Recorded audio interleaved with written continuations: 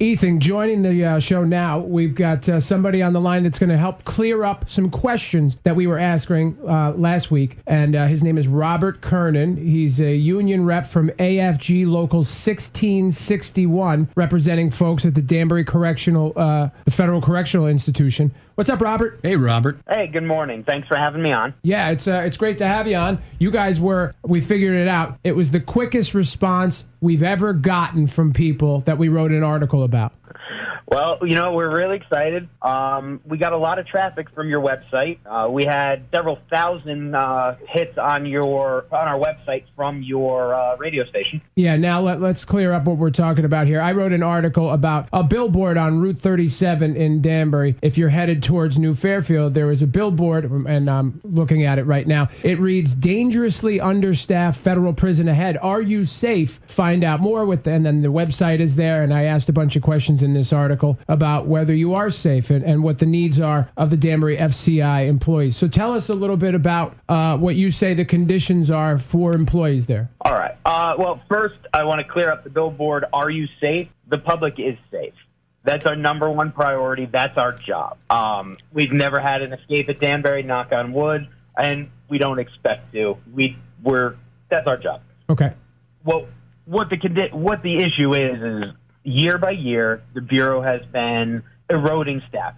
When you say, let me stop you right there. When you say the Bureau have X number of people, and we have 80 people under what they say the minimum number of people we need to be safe and run the place correctly. When you say the Bureau, who are you talking about? The Bureau of Prisons, okay. The Department of Justice, the people who run our agents. Okay.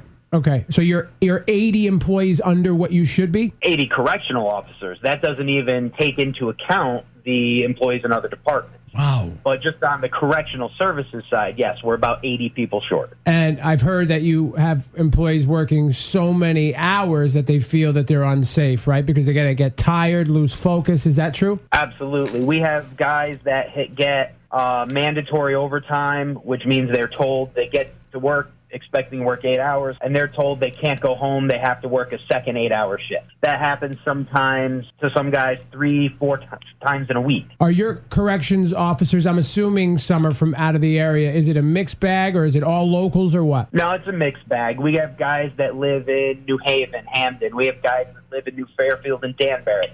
So there's people from all over the state. Now, what in your opinion, this one was interesting. I heard that there are employees who are not corrections officers that are being asked to watch prisoners. Is that true? Absolutely. We all get the same training. We're all trained as correctional officers. But that doesn't mean that they do the job day in and day out. They're there in case there's an emergency. They're there to be pulled. They're our backup. They're the guys that if we have some crazy stuff going on, that we can pull them for extra help. So what they're doing is they're taking those guys who get the training and they're teachers, secretaries, counselors, and they're making them work correctional officer posts. I think we had around 5,000 to 6,000 hours of augmentation. That's what they call it last year. Now, everybody with a TV thinks they know what goes on in prison, but you all actually know what goes on. What are some of the things that the inmates, prisoners will do that put corrections officers in danger, like shivs and stuff? Is that all true? I mean, we find them. It happens. You can't watch somebody 24 hours a day. There's always inmates doing stuff like that. But, I mean, it could be simpler than that. They do things like they'll take electrical wire and make what's called a stinger. They plug it into an electrical socket, a couple pieces of metal to heat up their food or their soup or their coffee. That's dangerous for obvious reasons. I mean, our job is to make sure they're safe on a regular basis. It's not just to keep them from violence. We're also there to protect them from basic human stupidity. Right. Robert Kernan joining the show. He represents AFG Local 1661, the union that represents folks at the Danbury Federal Corrections Institution. If you had it your way, if you could, get all the changes that you want to make your work environment safe, what would you have the Bureau do? Number one thing, hire more staff. We see it year after year. Staffing levels go down until the point where somebody gets hurt. Then all of a sudden it's a big news story and the staffing levels go back up. I don't want to see anybody hurt.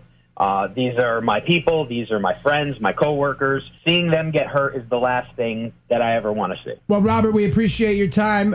If you guys want more information, you go to afglocal1661.com. And if we are contacted by the Bureau of Prisons, we will allow them to, speak their side, state their case. But in the meantime, we wish you well and hope you get the things that you're looking for. Thank you very much for the opportunity to speak to you this morning. Thanks for coming on. You got it, Robert.